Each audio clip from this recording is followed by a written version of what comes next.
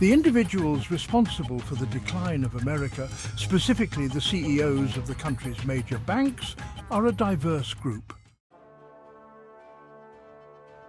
Contrary to popular belief, they are not predominantly Jewish. While there is a slightly disproportionate representation of Jewish individuals, they do not dominate the industry. British surnames are also overrepresented, with a mix of Irish and Scottish heritage. Germans appear next on the list, though their numbers are slightly lower than their population share. There are also 2 African American CEOs, roughly aligning with their proportion of the population. The CEO of JP Morgan, the largest bank, is Jamie Dimon, a second-generation Greek. Additionally, there may be some Italian, Dutch and Ukrainian representation in the mix, with no Asians, Muslims, Hispanics or Russians. They are somewhat diverse, but a reasonably varied group. This was different in the past, as British Americans, particularly Anglo-Saxons, dominated the financial sector completely. So, in conclusion, no ethnic group dominates banking. So, criticisms of the banking system should never be about racism or suspicion of an ethnic group. However, the real problem is that bank CEOs are a closed group of unaccountable individuals who are only beholden unto themselves.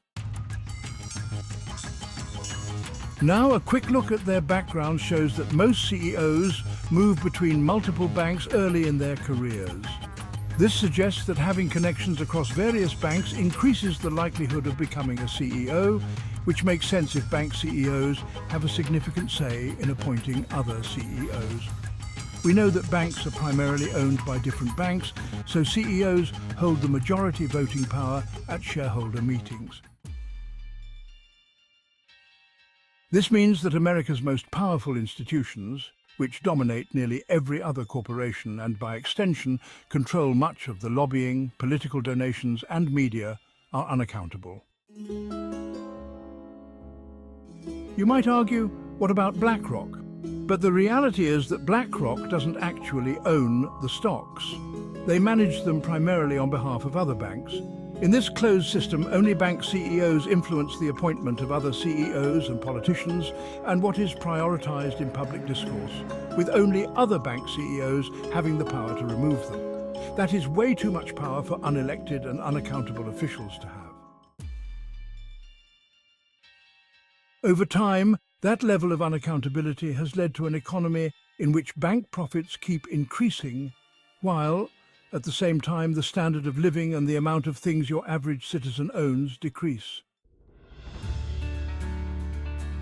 The only way to hold banks accountable without destroying the economy is if a bank owns stock in another bank. That bank's stock would be placed in a trust, and an appointed government official would use that stock to vote on who will become CEO.